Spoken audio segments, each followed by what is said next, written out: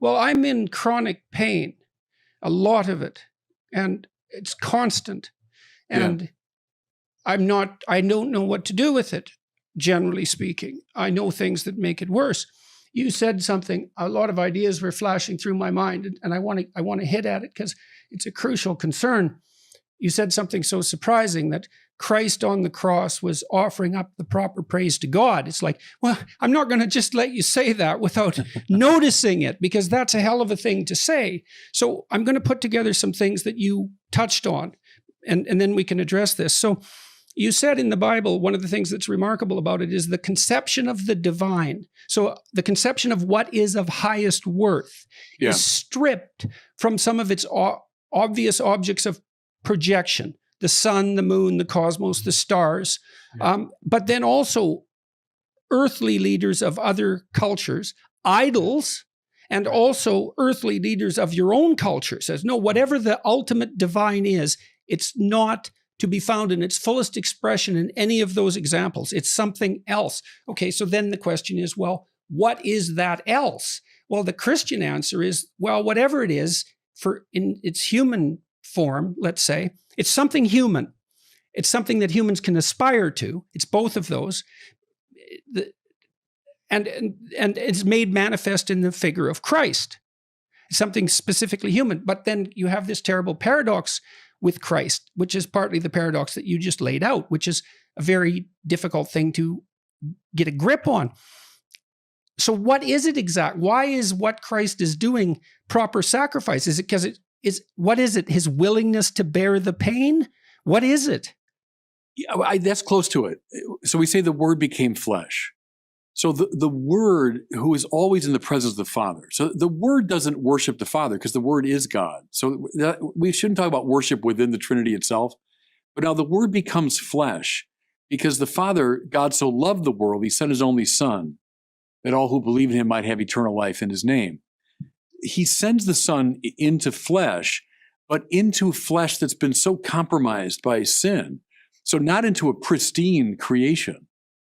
Now, would he have? That's an interesting question theologically. Would he have sent the Son if creation had not fallen? That's an interesting question. But right. In fact, it did. The valuable fall that laid the groundwork for, right. Yes, it's a remarkable idea. Every Easter, billions of people celebrate the crucifixion as the greatest act of love in history. But what if the theology behind it does not hold up under honest scrutiny? In this conversation, Jordan Peterson and Bishop Robert Barron try to make sense of the cross. Listen carefully and decide for yourself whether they actually succeed.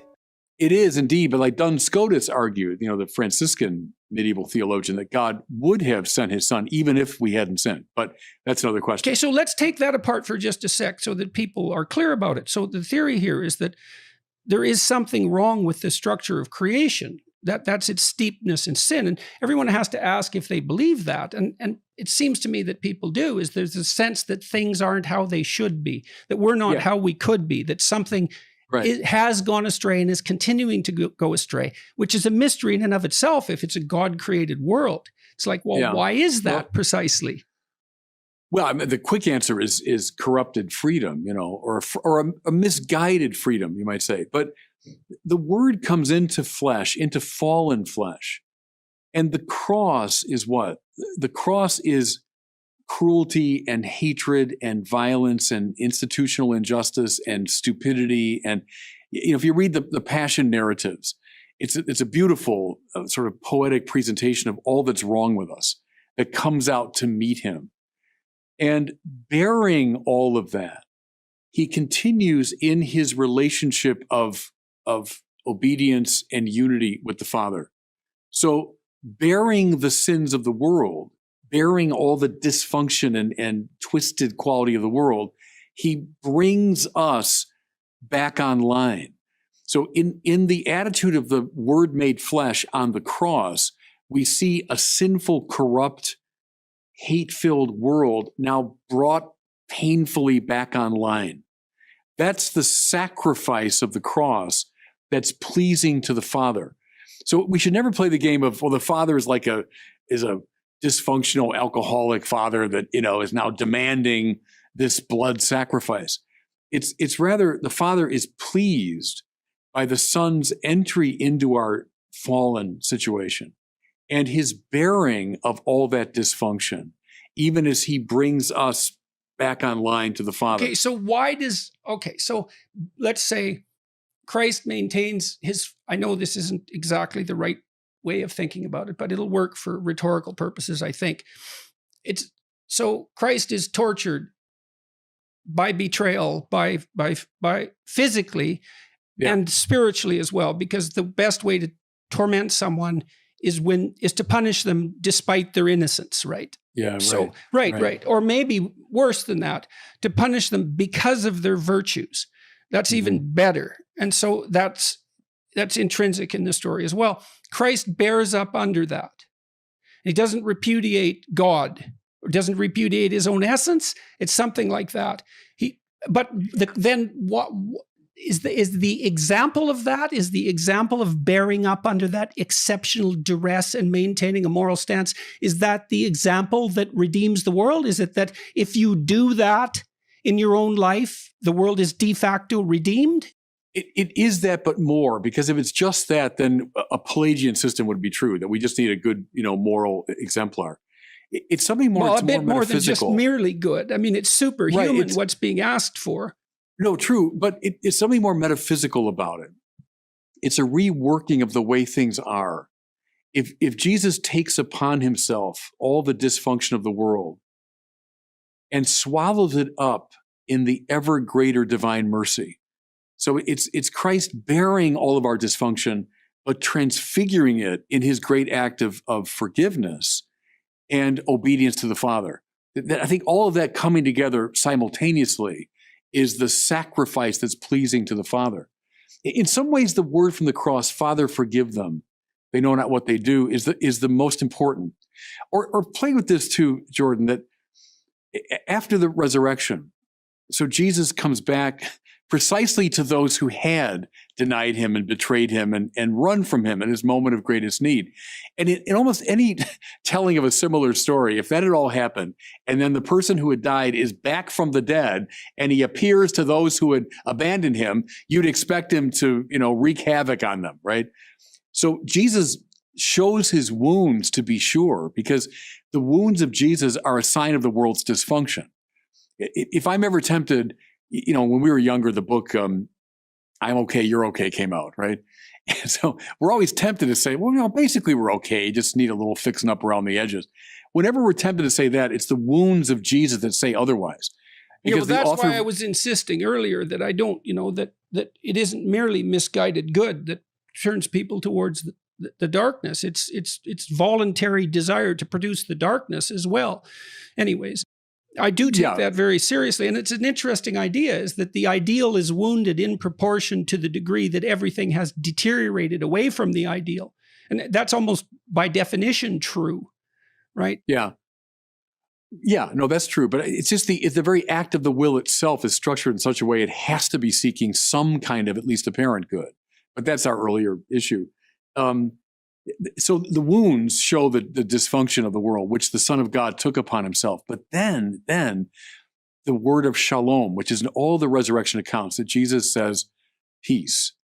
So when Paul, for example, says, I'm certain that neither death nor life, nor angels nor principalities, nor height nor depth, nor any other creature could ever separate us from the love of God. Well, how does he know that? Because we killed God, and he returned with a word of forgiveness. So that means it's like the divine goodness and forgiveness can trump any evil, even the evil of killing God. So we killed him, but yet he returned in forgiving love.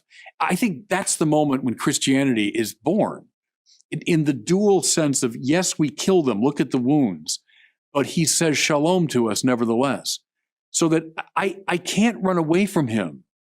I can try, that's what all of us sinners do. I can try, but ultimately the divine love is such that it's greater. Now here is where we have to be honest about what we just heard. Because what Peterson and Barron are doing in this conversation, as eloquent as it is something theologians have been doing for 2,000 years. They are taking a story that does not logically hold together and wrapping it in enough philosophical language to make you feel like it does. Let us strip it back to what is actually being claimed. An all-powerful, all-knowing God created the world. That world fell into sin, which he knew would happen before he created it. To fix the problem he already knew was coming, he sent his son, who is also himself, to be tortured and killed by the very beings he created. And this act of violence against himself, carried out by his own creation behaving exactly as he knew they would, is somehow the thing that repairs the relationship between him and humanity. Barron himself says we should not think of God as a dysfunctional father demanding a blood sacrifice, but then what exactly is the cross if not that? He says it is the son bearing the dysfunction of the world and bringing it back online. But who designed the system where dysfunction was possible in the first place? You cannot create a machine, watch it break exactly as you predicted, sacrifice yourself to fix it, and then call that justice. In any other context, we would call that terrible engineering. Peterson is more careful. He sits in the tension. He asks the right questions. But notice that he never actually arrives at an answer. He circles the paradox, he admires it, he treats it as profound. But profundity is not the same thing as truth. A paradox that cannot resolve itself is not deep. It is incomplete. And dressing it in the language of Jungian psychology or metaphysical reworking does not change the fact that the core logic requires you to accept that an omnipotent being had no better option than orchestrating his own murder. Barron quotes Paul, "Nothing can separate us from the love of God because we killed God and he came back with forgiveness, but that is circular. You are using the story to prove the story." If you step outside the framework for even a moment and ask whether any of this would make sense if you were hearing it for the first time, without the weight of 2,000 years of cultural reinforcement, the answer is uncomfortable. This is not an attack on the people who find meaning in this story. Meaning is personal and it is valid. But meaning and truth are not the same thing. And the fact that a story moves you does not mean the story is accurate. This Easter, before you kneel, ask yourself one question. Are you worshiping because you examined the evidence, or because you were taught to before you were old enough to ask? Thank you for watching. If this made you think, like this video, subscribe, and share it with someone who is not afraid of hard questions. See you in the next one.